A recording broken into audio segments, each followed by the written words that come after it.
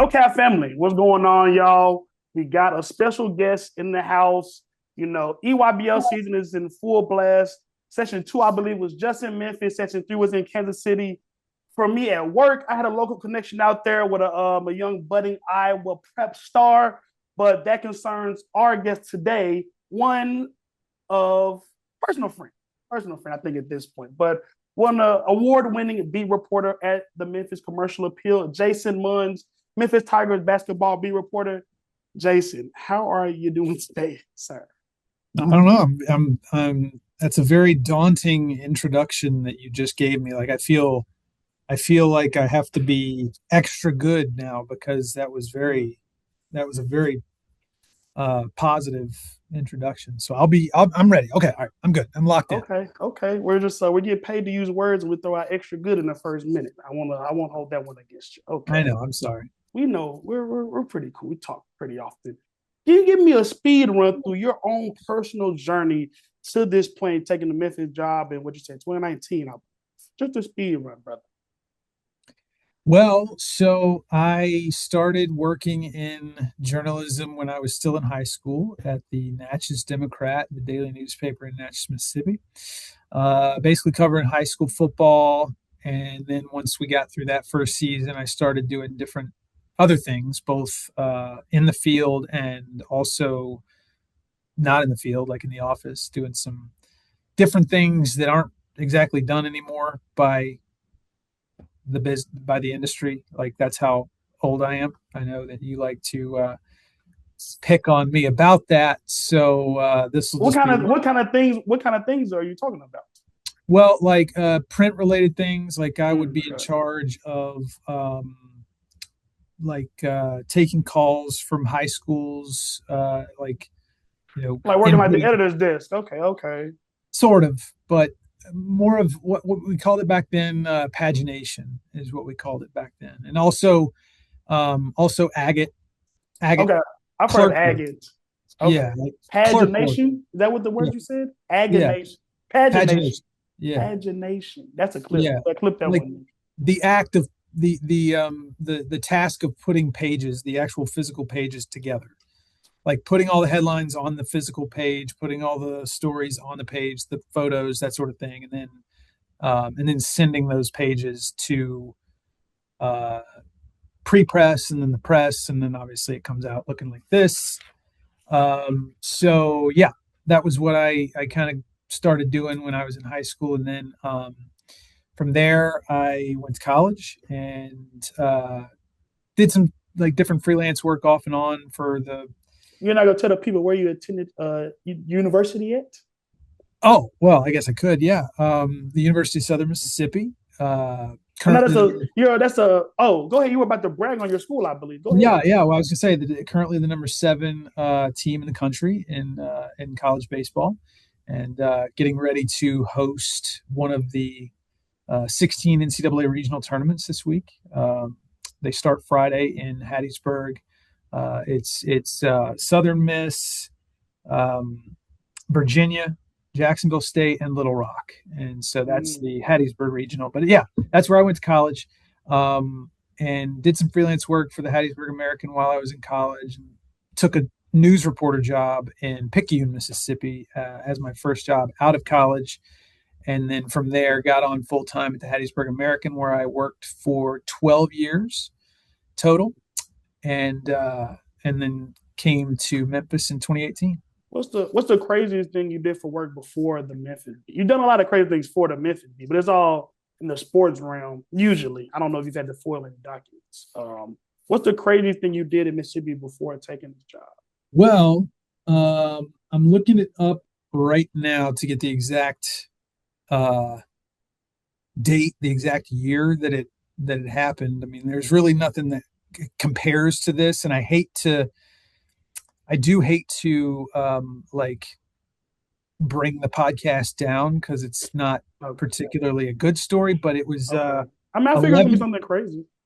It is crazy. It was 11 months ago, or 11 years ago this month, and it was very late at night, and I was there was like me and one other person in the office when there was an officer involved shooting where the officers were the ones that were shot. And there had been a traffic stop in downtown Hattiesburg, and the car opened fire on the two responding officers, and or the two officers that conducted the traffic stop, and they both passed away. And so, because it was so late, because I was like still on the clock, I went out to the scene and did some took some pictures and some journalistic work. Yeah, well, I actually found the people who first called in, like called 911. Like they were still being interviewed when I arrived on scene, and so I just kind of like locked eyes on them until they were done. And when they were done, I sort of chased down their car. They were starting to drive away, and I like kind of ran down the street and stopped them and conducted an interview. And so, yeah, it was other like eventually actual news reporters showed up and took over, but I did that. I covered tornadoes. I covered flooding. Like those were the craziest things that I ever did. There wasn't really much in the like from a sports standpoint. I did cover a former Southern Miss men's basketball coach getting a 10-year show cause for the things that he did while he was at Southern Miss that got him in trouble. He was I was about to say, also mention something you shared with me recently about your connection to a former Southern Miss football coach, if you would. You're talking about the Browns coach, yes. Yes. Current Cleveland Browns coach Todd Monken was the Southern Miss football coach for 3 seasons, and he was fantastic interview. I mean, like I don't think that I've ever in my career I don't think anybody's been as consistently good of an interview as him. Like, and he's still making people like he did just go viral recently, actually. Yeah. We threw interceptions in 7-on-7, for God's sakes. I mean, who does that? There's no pass rush. I mean, it's embarrassing. But yeah, so he's always pretty feisty, huh? Yes, he's been that way as long as I. But that's your buddy, though. You're like your best buds. We still communicate. We still text, and he is somebody that I thoroughly enjoyed covering, and yeah, we've kept in touch. And he, even after he left, so he left Southern Miss to become the offensive coordinator at with the Buccaneers, and that was back in 2016. And I used to do like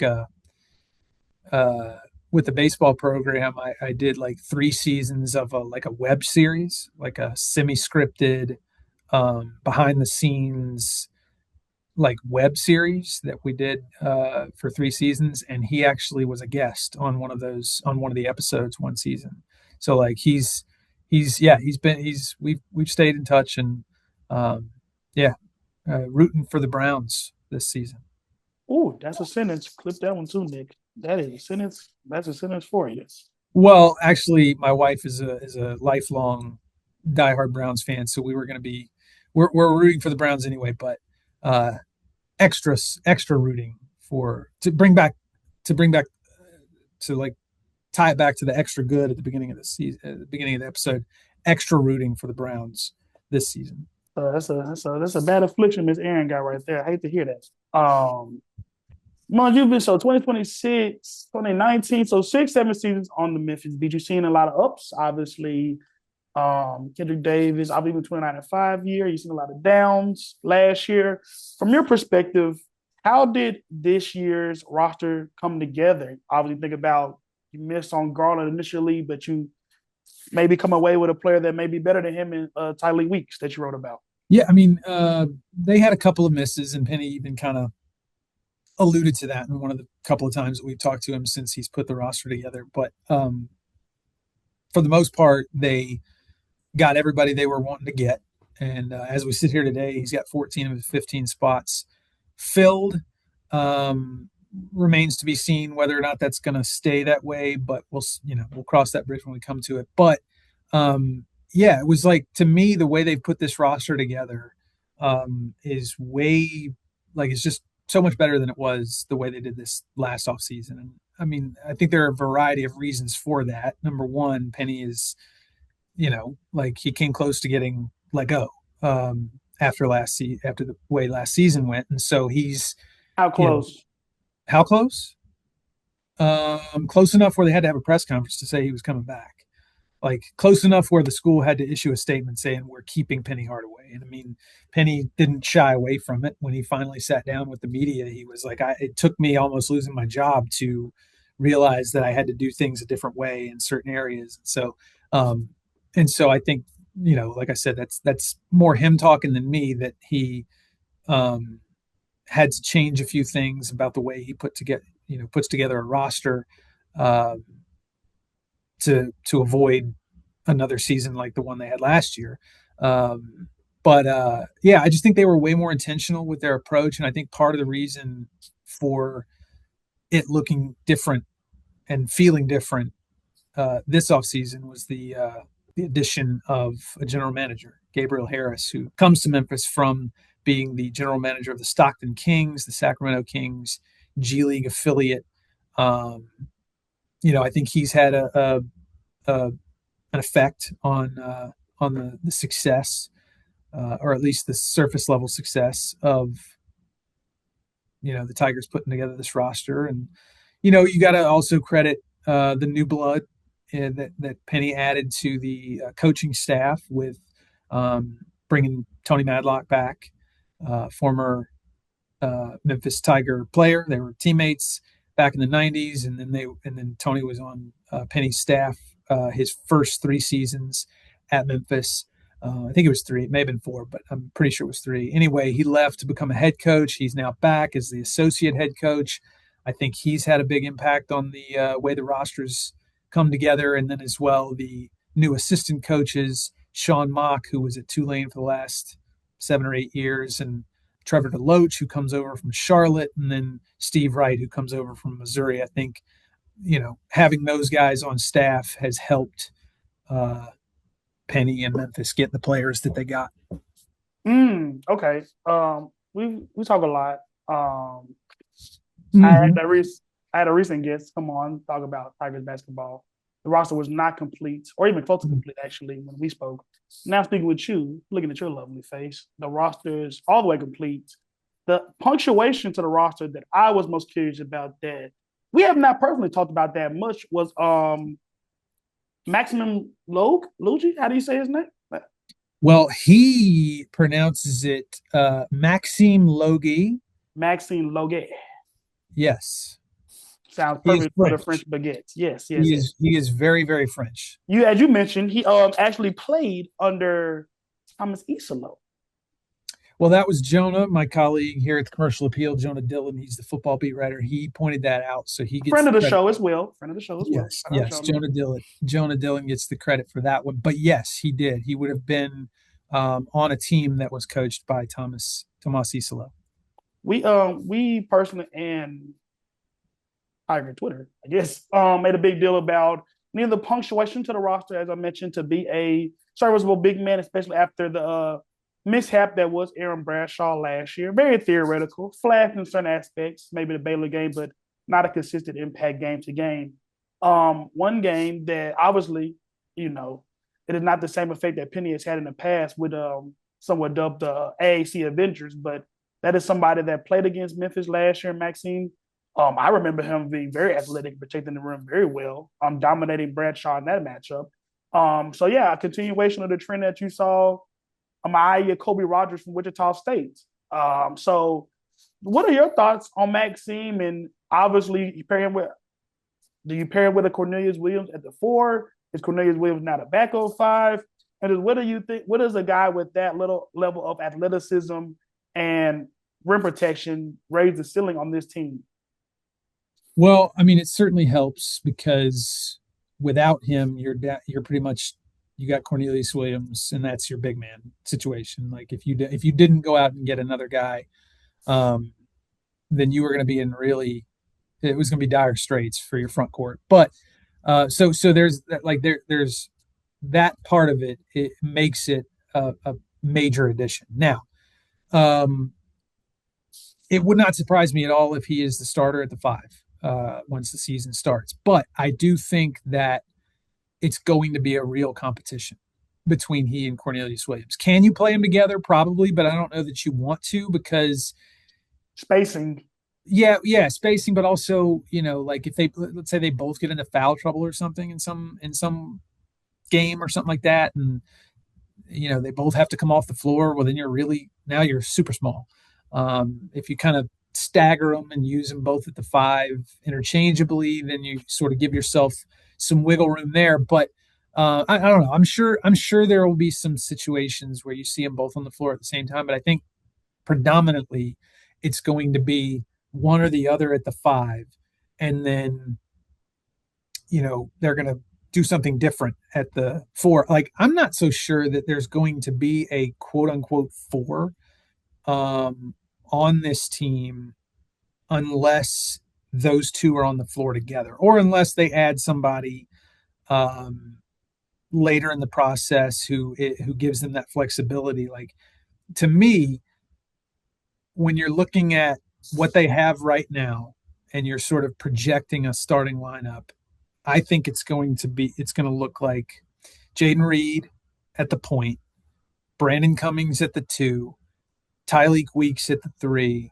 And see, this is I shouldn't even be doing it this way, like 1, 2, 3, 4, because again, I don't think you're just listing the guys that are going to play. You're not listing positions.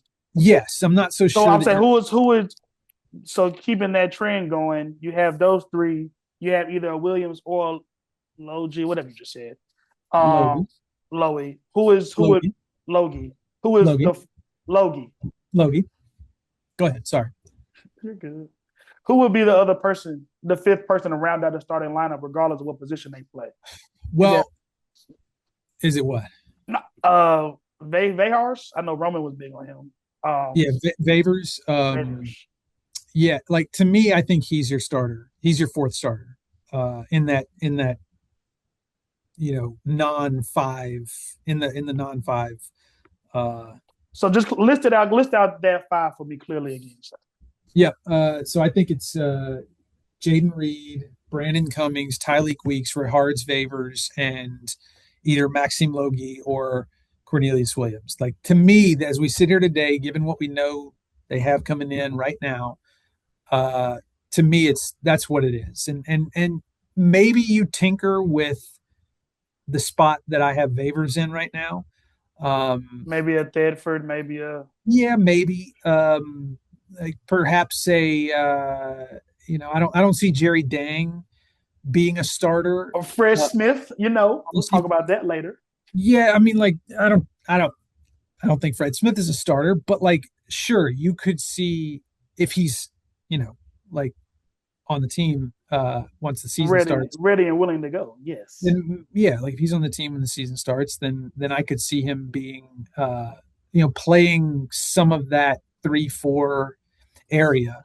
But yeah, to me, that's your starting 5 right there. Is Jayden Reid, Brandon Cummings, Tylik Weeks, Rehards Vavers, and either Logie or Williams. Well, to me, obviously, last year the down year, but you're coming off of the last year in 23, 24, I think. Yeah. No, 24-25 was the 29-5 year. Okay, yeah. So you're coming off. So after last, yes, but 24 is your 29-5 year. We talked a lot about this. How would you compare the pieces of this roster, a Tylik Weeks to a PJ Haggerty, Kobe Rogers to a Vavers, Reid kind of situation, or Tyrese Hunter even to a Jayden Reid? Just how would you kind of plot those 2 rosters together with a recent mode of, in this college basketball Porter era, a team that almost won 30 games? I think it's probably – I definitely think it's premature to say that the roster from 2 seasons ago that included PJ Haggerty, that included Dane Danger, Tyrese Hunter, Colby Rogers,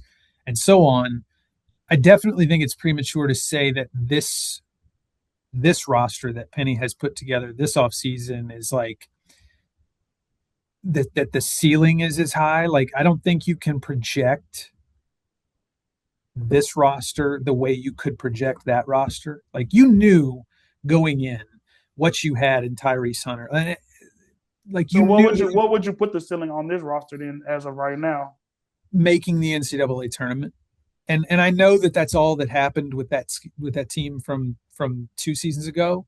I know all they did was make the NCAA tournament. They were one and done, obviously losing to Colorado State. But I mean, with a healthy Tyrese Hunter, that's you can reasonably expect. Completely different. Yeah, it's well, and not just a healthy Tyrese Hunter, but also a healthy Dante Harris. Like, they didn't have PG1 or PG2 for that game against Colorado State, and nobody's going to be able to convince me that if they had either one of them or both healthy, that they don't at least advance to the round of 32. So, again, I know that's as far as that team made it, but you could look at that's a 12. Like, even in the past 2 tournament runs, you get like the last 3 games in Memphis NCAA tournament history. You played Gonzaga, you played Dusty May, and then you play NBA first rounder Nick Clifford. Like, there's been easier. These have been really tough draws to get in. I mean, it's a tournament, obviously, but even for tournament standards, it's been some tough draws for Memphis the past 3 times. But okay, we've said, well, you said 23 wins in the NCAA tournament, kind of where you see this team. That's what I say is, like, I feel like that's what you can reasonably project, given what we know about the roster at this point. Like, I think, again, I don't think you can say Jayden Reid is gonna be Tyrese Hunter. And I don't think you can say Tylik Weeks is going to be PJ Haggerty. I don't, so on down the line. But to me, the encouraging thing, if you're a Memphis fan, is that the approach is similar. Like, if you're comparing the approaches to the 2 different roster builds, they're very intentional. You can tell they came up with a plan. They stuck to it. They succeeded in accomplishing their goals. There's not very much overlap, and I thought that was a big problem last offseason, is they just got too many guys who did similar things, and then not enough guys who did things exceptionally well. Like, Jayden Reid was 6th in the Big Ten in assists per game. And I mean, like, that's pretty good. Like, really good. That's not that bad.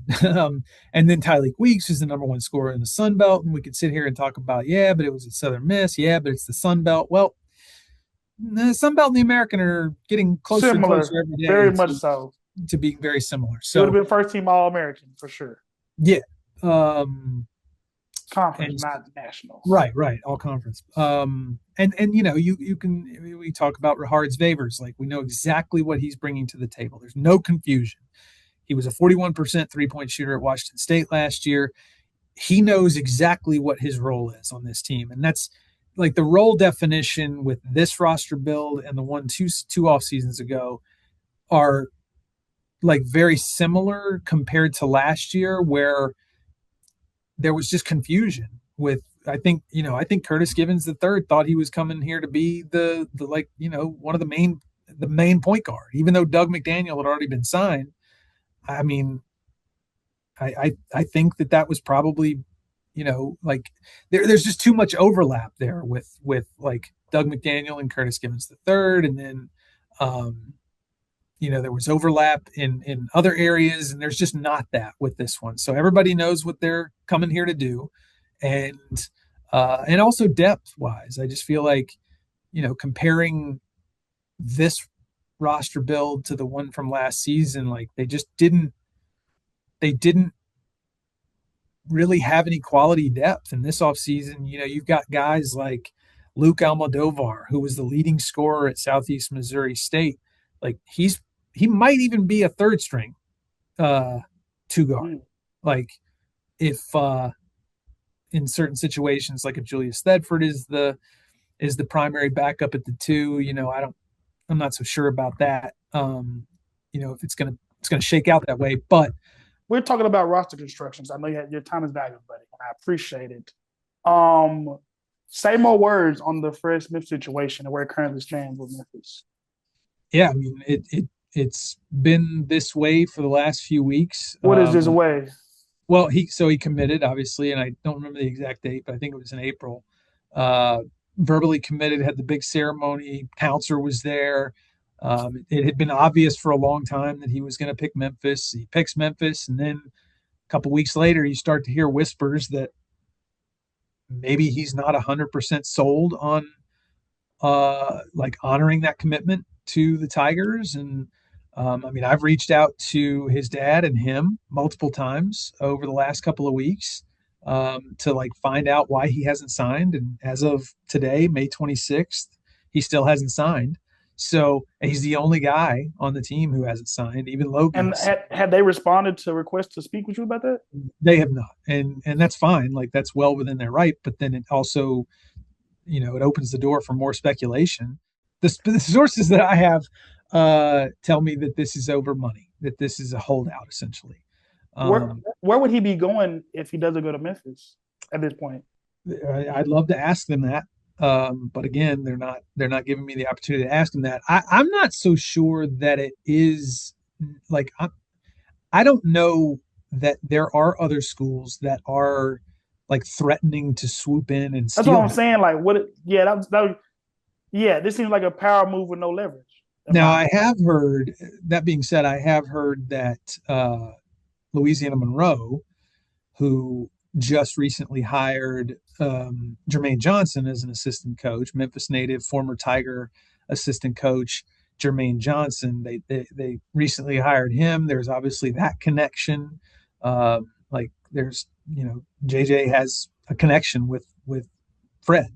And so I've heard ULM as a possible destination for Fred Smith Jr. if he doesn't come to Memphis. Nobody's saying he's definitely not come to Memphis, but again, he definitely has not signed yet. And I had one source on the Memphis side tell me that it's like a 50-50 shot. So we'll see. You wrote 1,000 words, 1,500 words about Tylik Weeks. Unfortunately, all of our viewers are not paying members of the Commercial Appeal. So tell me a little bit of what you learned about Mr. Weeks. I know he's from the New York City metropolitan area. I spent a lot of time in Mississippi, obviously a dichotomy there. Tell me what you learned about him, what you found interesting, and what the Tylik Week experience, what Memphis fans can expect from him this upcoming season.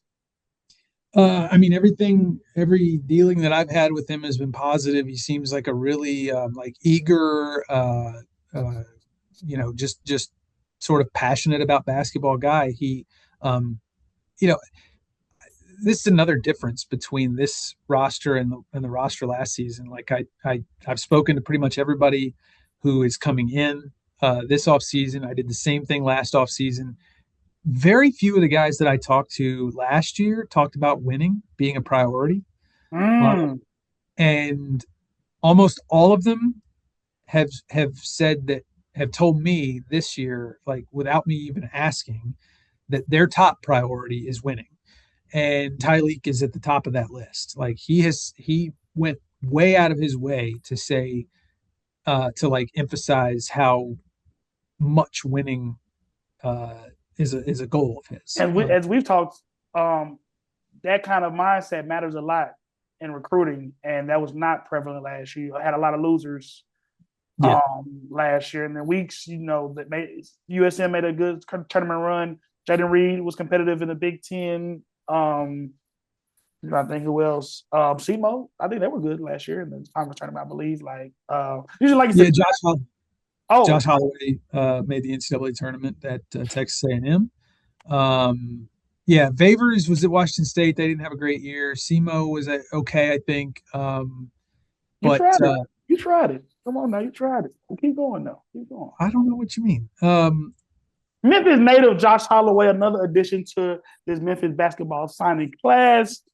Texas A&M transfer, originally started out at Sanford St. George's Independent School, high school graduate. Anything else we need to know about that young man, Mr. Munz?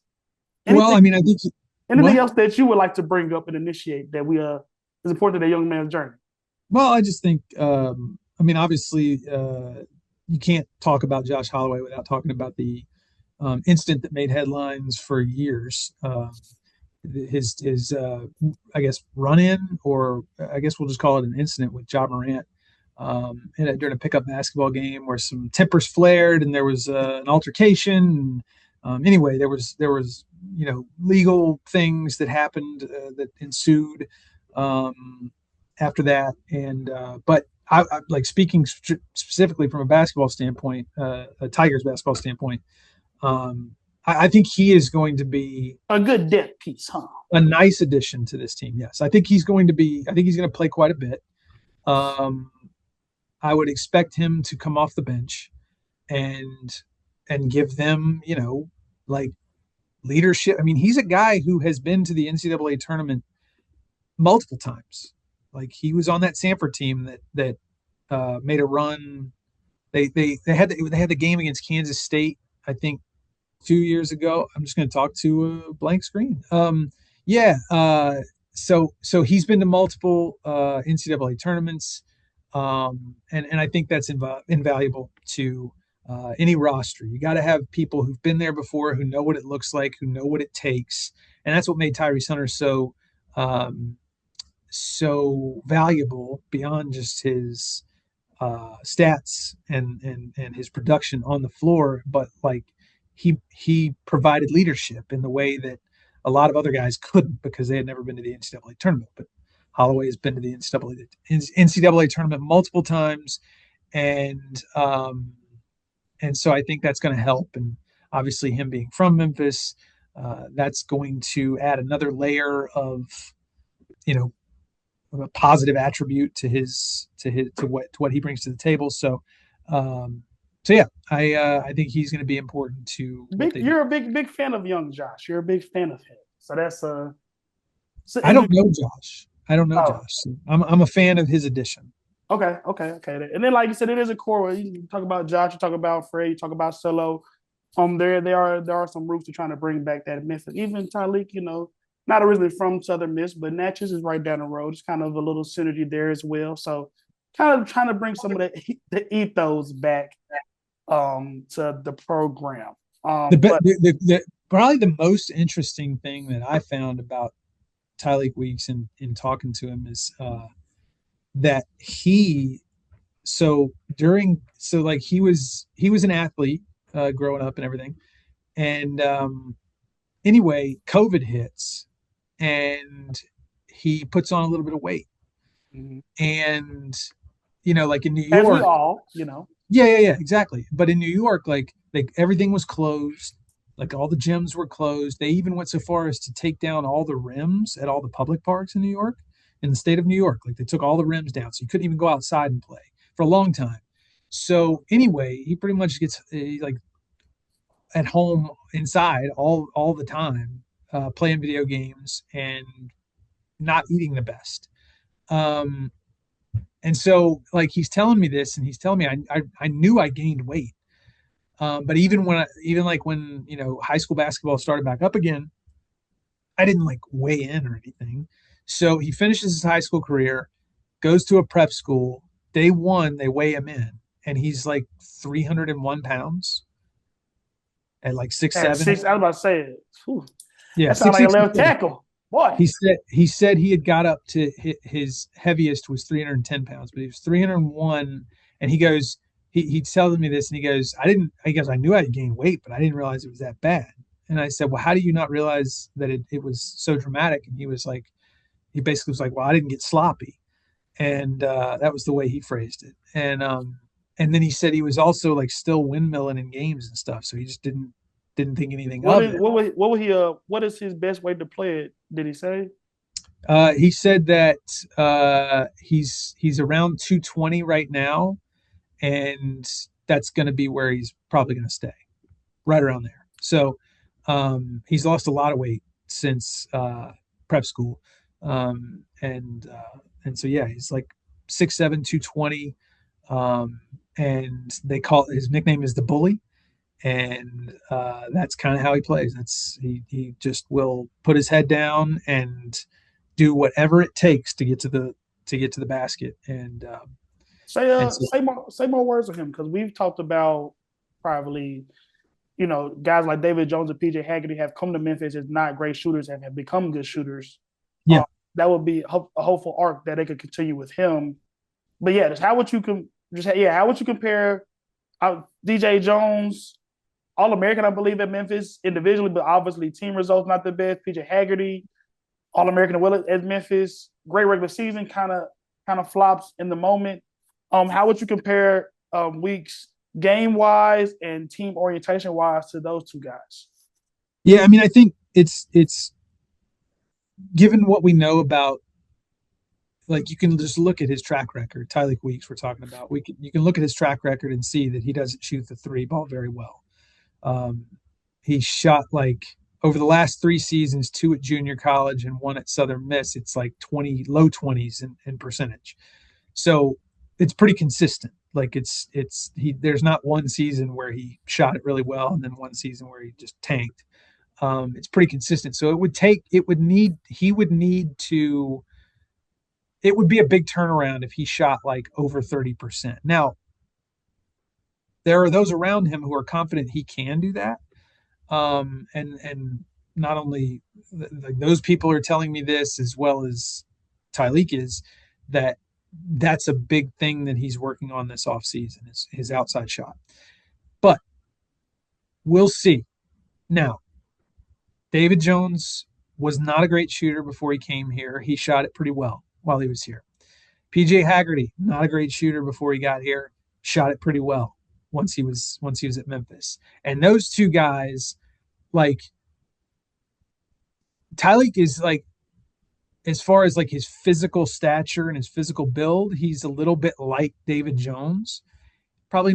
He's probably a little thicker than David, but like height wise and stuff like that, they're similar. And I think game wise, they're relatively similar, with the exception of the 3-point shot. Same with PJ. Even though PJ is smaller, he and Tylik share a similar, like, head down and drive type of style. Yeah. Like, they just put their head down and try to get to the basket. Again, PJ shot the 3 pretty well, and I think even if Tylik shoots it well at Memphis, he's not going to shoot it as much as PJ did. But like, they have similar brands of basketball that they play. They're both guards who even though Tylik is bigger, they're both guards who like to get downhill and get to the rim. And if they don't, or even if they do, they're both really good at getting fouled. Tylik was top 10 in the country in free throw attempts last year. And he shot 82% from the line at Southern Miss. So that kind of mirrors what PJ was like when he was at Memphis. So, yeah, I mean, like, not saying that he's going to, like, be part of that conversation, that David Jones, PJ Haggerty conversation, like next season. But, I mean, he's been a really, really prolific scorer at the junior college level. Now at the D1 level, it would be a fair expectation. Definitely, like, first team All-American would be a fair expectation. All conference, yeah. Yes. Yeah, like that makes you one of the 5 best players in the conference, which is all you can ask for. Yeah, like, they're going to give him every chance to be that guy. Like, this is his. Let me ask you this: you talk about PJ with a Tyrese Hunter. You talk about DJ. He had Quinterly. What is going to be the relationship between Weeks and Reid? And Reid is going to be the point guard, but Weeks is going to be the guy you get the ball to when it's time to make stuff happen. Yeah, so I look at those two, that combo, not quite as much like a Tyrese and PJ, because it was, to me, that was a little bit different. Tyrese, I don't think Tyrese and Jayden Reid are like comparison wise as close as, and I'm not saying, do not clip this. I'm not saying that Jayden Reid is like Kendrick Davis. I'm not saying that. Could he be? We'll see. I'm not saying he is yet. But for comparison's sake, I think Jayden Reid and Tylik Weeks are going to compare more closely dynamic wise to Kendrick Davis and DeAndre Williams, to that sort of tandem. Like that's the sort of tandem I see Jayden Reid and Tylik Weeks being. More like that. Like Batman and Batman type of. Yes. Like Jayden Reid is capable. Jayden Reid is He's a capable. starting point guard in the Big Ten. Like he is capable of going off. Like so would you say at this point? So Tyrese Hunter's junior year, KJ Reed's junior year, and then KD's junior year. Where would you compare Jayden Reid to those two guys as juniors? Oh, probably it's tough because Kendrick was in the American, Tyrese was in the SEC. Probably closer to Tyrese. Like Tyrese, maybe even a step ahead of Tyrese. Tyrese's junior year was the biggest reason he even wound up at Memphis, I think.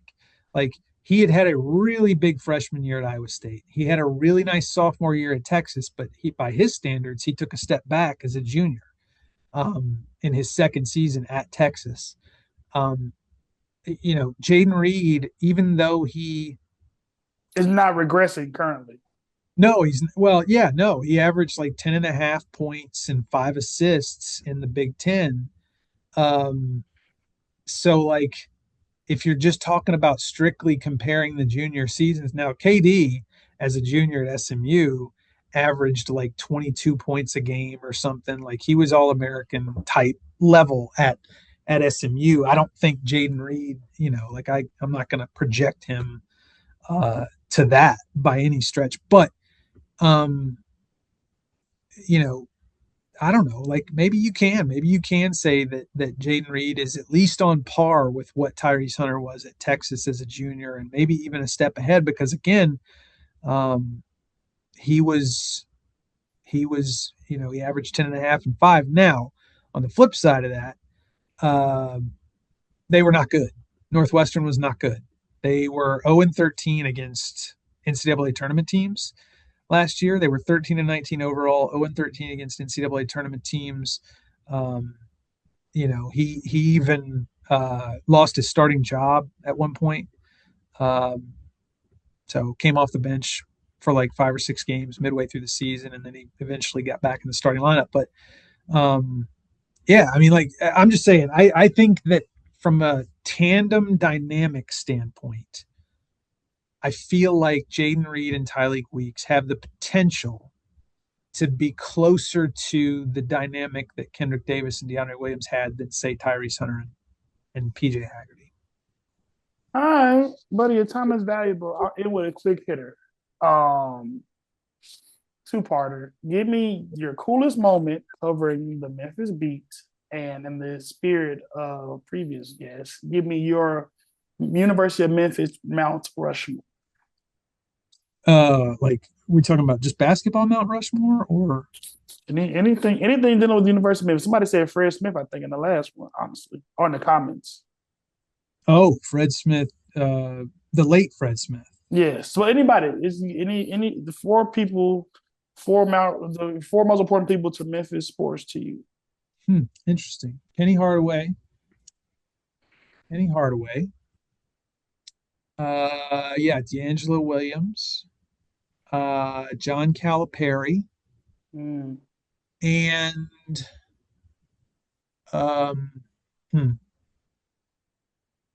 that's a good one. That's a good question. Let me think on the fourth one. I'll let you know, you had the same 3 as our previous guests. His fourth was Larry Finch. Yeah, that's a good one. Do you have something to counter, or do you want to go the same way? Well, that's a good one. I honestly, that's not wrong. Like, I'm not going to disagree with that, but I will, just for the sake of differentiating, I'll go Keith Lee. Keith Lee. We'll get that graphic typed up. And like I said, obviously you're from yes, you're from you're from around the way, man. So like you get called up to the big leagues to go cover the Memphis Beat. You've been doing it for like you said, you've seen a lot of change in college basketball covering it. So what would have been the coolest thing? Thinking candidates, obviously they beat UConn last year. They beat UConn 2 years ago. Got some cool stuff with KD beating down on Houston. They beat down on Houston in Houston. I was at that game. But from your perspective, what is the coolest thing you've done covering Memphis basketball? Wow. You mentioned the Houston thing, like winning the conference championship, beating Houston when they were number one in the country. That's up there. I think that was in Fort Worth. That was a really, really cool moment. That was the first time that's still the first and only time that Memphis has beaten a number one team in the country. So that was a pretty monumental thing. And then let's see, you've got the win in Knoxville when they beat Tennessee in Knoxville in 2019. So yeah, my first season on the beat without James Wiseman. They go into Knoxville and win that game. So that was a cool moment. The trip to the Dominican Republic, although they didn't play anybody, it was just against like some national teams, national competition down there. That was a really neat experience to get to go down there and cover that event. Maui was cool when they went down there and beat UConn and Michigan State. That was a cool moment. Shout out PJ Carter, random pool. Yeah, you mean for the UConn game? Just in general. I don't know. I mean, he was big down in Maui in general. I don't know why I thought of him. And just shout out PJ Carter, man. Oh, they don't win that UConn game without him. They don't. They don't win a couple of games without him. Like Where's he's the reason. Now? He's the reason Dan Hurley got teed up in overtime in that game. Shout out PJ. I'm saying, where's he at now? What happened to him? Oh, he went to LSU last year. He's done. I think that was his last year. He was at LSU this past season.